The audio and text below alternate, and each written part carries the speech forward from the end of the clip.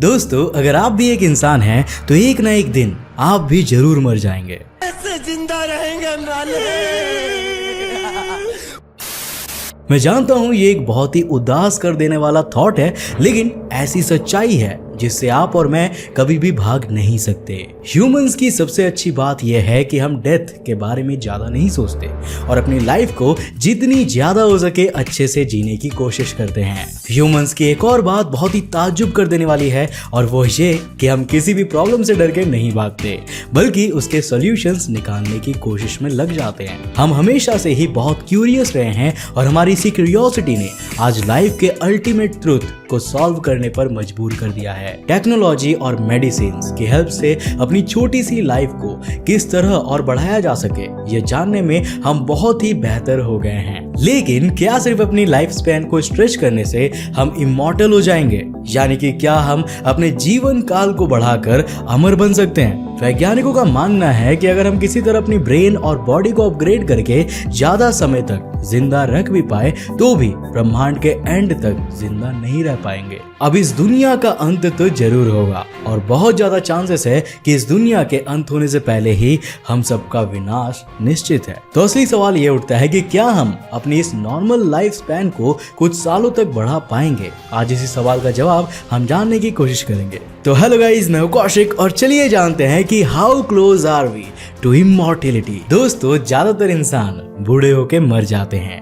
अब बिना किसी रुकावट के जिंदा रहने के लिए हमें सबसे पहले तो अपनी बॉडी को एजिंग के जाल से निकालना होगा। मैं आपको बता दूं कि नेचर में एक ऐसा जानवर है जो ये काम करने में सक्सेसफुल हो गया है। हाइड्रा एक छोटा जेलीफिश जैसा इनवर्टिब्रेट है। इनवर्टिब्रेट्स उन जानवरों को कहते हैं जिनके पास रीढ़ की हड्डी नहीं होती है, जैसे कि सी स्टार्स, अर्थवॉर्म्स, स्पाइडर्स और स्नेल्स। हाइड्रा ने अपनी बॉडी में एक बहुत ही अद्भुत फीचर अडेप्ट कर लिया है। ये जानवर मोस्टली स्टेम सेल्स से बने होते हैं जो कंटिन्यूअसली डिवाइड होके न्यू सेल्स बनाते रहते हैं। इसके साथ ही ये अपने पुराने सेल्स को रिमूव कर देते हैं। हर वक्त न्यू सेल्स की फॉर्मेशन की वजह से ये कभी भी एज नहीं करते और पोटेंशियली हमेशा यंग रहते हैं। स्टेम सेल्स एक तरह से इंजन सेल्स की तरह होते हैं जो अपने आप को रीजेनरेट, रिन्यू, डुप्लीकेट या क्लोन कर सकते हैं। इन सेल्स को रीजेनरेटिव मेडिसिन के फील्ड में एक्सटेंसिवली यूज किया जा रहा है। रीजेनरेटिव मेडिसिन खराब टिश्यूज और यहाँ तक के ऑर्गन्स को भी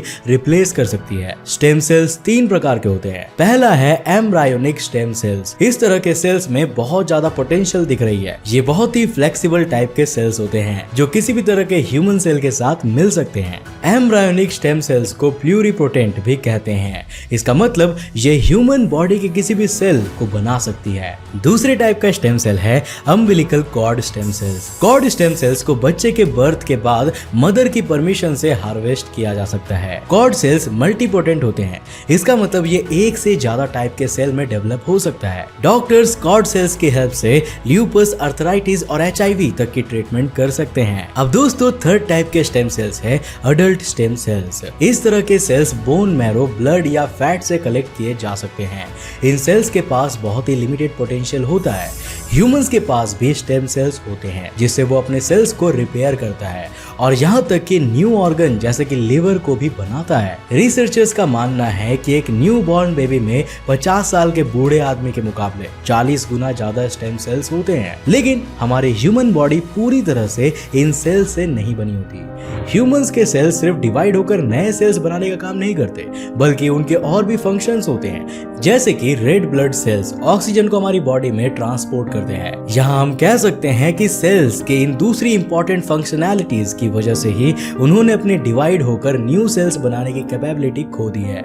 इसके अलावा हम अपने ओल्ड सेल्स को हाइड्रा की तरह डिस्कार्ड नहीं कर सकते, क्योंकि हमें उनकी भी जरूरत होती है। जैसे कि हमारे ब्रेन में न्यूरॉन्स बहुत सारी इंफॉर्मेशन ट्रांसमिट करते हैं, ये भी एक तरह के सेल जैसे ही होते हैं। अगर ये रिप्लेस हो जाए तो हमें कुछ भी याद नहीं रहेगा। अब हाइड्रा जैसे किसी जानवर की रिसर्च हमें इमॉर्टल बनने के लिए नहीं करनी चाहिए, बल्कि हमें उसकी मदद से हेल्दी लाइफ जीने का इंस्पिरेशन लेना चाहिए, जैसे कि एज होने के साथ कैसे हम अपने सेल्स को बेटर वे में फंक्शन करवा सकते हैं। हमारे रिकॉर्ड्स में ओल्डेस्ट लिविंग ह्यूमन 122 साल ओल्ड का था, जिसकी डेथ 1997 में हुई थी। 2021 में नेचर कम्युनिकेशंस ने एक नई स्टडी पब्लिश की है, जिसके मुताबिक ह्यूमंस मैक्सिमम अपनी लाइफ को 120 से 150 साल तक की बना सकते हैं। लेकिन इस एज के बाद अगर हमें जिंदा रहना है तो किसी तरह ऐसा तरीका निकालना होगा जिससे हमारे सेल्स एज होना बंद हो जाए और खुद से डिजीज भी क्योर करने लगे। पर अब बात यह है कि सिर्फ ह्यूमन बॉडी को एजिंग से रोकने से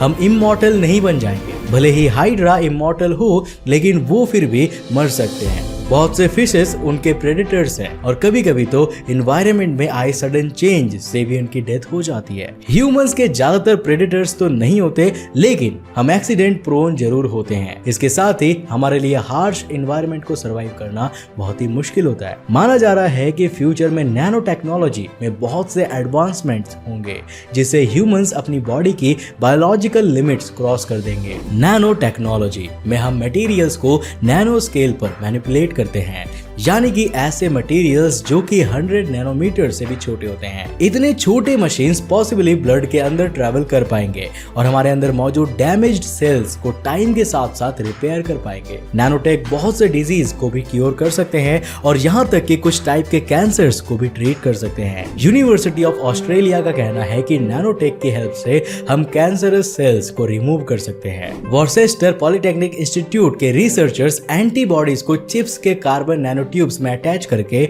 यूज कर रहे हैं, जो कि ब्लड स्ट्रीम में कैंसर सेल्स को डिटेक्ट कर सकती है।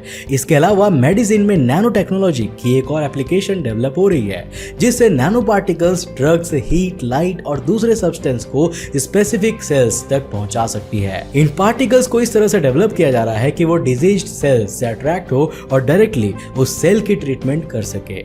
इस टेक्निक से हेल्दी सेल्स को कम डैमेज होगा और खतरनाक डिजीज की डिटेक्शन जल्दी हो जाएगी। टेक्नोलॉजी में एडवांसमेंट्स भी बहुत से सवालों का जवाब दे सकता है। फ्यूचरिस्ट्स का मानना है कि हम ऐसी दो चीजें बनाएंगे जिससे हमारी लाइफ पूरी तरह से बदल जाएगी। पहला है आर्टिफिशियल इंटेलिजेंस। यहाँ पर मैं एलेक्सा या सीरी जैसे आर्टिफिशियल इंटेलिजेंस की बात नहीं कर रहा हूँ, बल्कि मैं ऐसे एआई की बात कर रहा हूँ जो इतने स्मार्ट होंगे कि खुद को बार बार रीडिजाइन कर पाएंगे। ये लगातार अपनी नॉलेज में प्रोग्रेस करता रहेगा और एक दिन हमारे इंटेलिजेंस को भी क्रॉस कर देगा। दूसरी सबसे मेजर डिस्कवरी होगी वर्चुअल इमॉर्टेलिटी, जिसमें हम अपने ब्रेन को स्कैन करके दूसरे नॉन बायोलॉजिकल मीडियम जैसे कि कंप्यूटर्स में ट्रांसफर कर पाएंगे। मैं जानता हूं कि ये बिल्कुल साइंस फिक्शन या मूवी की तरह दिखता है, लेकिन रिसर्चर्स ने एक बहुत ही इंटरेस्टिंग एक्सपेरिमेंट किया है जिससे शायद ये प्रूव हो सकता है कि ऐसा करना पॉसिबल है। रिसर्चर्स ने सबसे पहले एक राउंड वॉर्म के न्यूरल कनेक्शंस को पूरी तरह से मैप किया। इस प्रोजेक्ट का नाम ओपन वॉर्म प्रोजेक्ट था। अच्छे से मैप करने के बाद उन्होंने इसे एक सॉफ्टवेयर में कन्वर्ट किया और उस सॉफ्टवेयर को एक लीगो रोबोट में प्रोग्राम किया। ताज्जुब की बात है कि वो रोबोट भी बिल्कुल राउंड वॉर्म की तरह ही बिहेव करने लगा। इसका मतलब कि हम अपने ब्रेन के न्यूरल कनेक्शंस को मैप करके इस टाइप का एक्सपेरिमेंट ह्यूमंस के साथ कर सकते हैं, लेकिन ये इतना आसान नहीं है क्योंकि ह्यूमन ब्रेन में 46 बिलियन न्यूरॉन्स है, जबकि राउंड वॉर्म्स में सिर्फ 302 न्यूरॉन्स होते हैं। इसीलिए ये काम करना अभी के वक्त में ऑलमोस्ट इम्पॉसिबल है। लेकिन जैसा कि मैंने आपको बताया, आर्टिफिशियल इंटेलिजेंस में इंप्रूवमेंट से शायद हम ये काम भी कर सकते हैं। दोस्तों, एक बार ह्यूमन माइंड कंप्यूटर में अपलोड हो जाए तो बॉडी के खत्म होने से भी कोई फर्क नहीं पड़ेगा। लेकिन ये बात भी देखने वाली होगी कि आप सिर्फ अपना एक डिजिटल डबल बना रहे होंगे, जो अल्टीमेटली आप नहीं बल्कि सिर्फ आपकी एक कॉपी होगी। साइंटिस्ट का मानना है कि ब्रेन के पार्ट्स को चिप्स से रिप्लेस करके भी हम अपनी लाइफ को बढ़ा सकते हैं। इवेंचुअली इससे हम खुद ही आर्टिफिशियल इंटेलिजेंस में कन्वर्ट हो जाएंगे। ब्रेन के न्यूरॉन्स को चिप्स में कन्वर्ट करने से हम बेसिकली एक साइबॉर्ग की तरह बन जाएंगे, जिसका गलत इस्तेमाल करके कोई भी कंट्रोल कर पाएगा। इसके साथ ही हमें ध्यान रखना होगा कि ब्रेन हमारी बॉडी का सबसे इंपॉर्टेंट पार्ट है और उसे उसे रिप्लेस करने से हम बेसिकली सुसाइड कर रहे होंगे। अब दोस्तों मेरे ख्याल से तो हमें साइंस और टेक्नोलॉजी से हेल्थ में इंप्रूवमेंट्स लाने की रिसर्च करनी चाहिए और इसमें कोई शक नहीं है कि एक हेल्दी बॉडी ही ज्यादा वक्त तक जिंदा रह सकती है। वैसे आपका क्या ख्याल है, हमें नीचे कमेंट करके जरूर बताना। मुझे उम्मीद है दोस्तों कि आज की इस वीडियो से आपने काफी कुछ नया सीखा होगा। अगर सीखा तो इस वीडियो को लाइक करने के साथ साथ अपने फ्रेंड्स और फैमिली के साथ जरूर शेयर करना। अब अगर आप नए हो इस चैनल पर तो ऐसे इंटरेस्टिंग वीडियोस के लिए इस चैनल को सब्सक्राइब करने के साथ साथ नोटिफिकेशन बेल को ऑन कर देना ताकि आप देख सको हमारे वीडियो सबसे पहले। तब तक के लिए बाय, जय हिंद।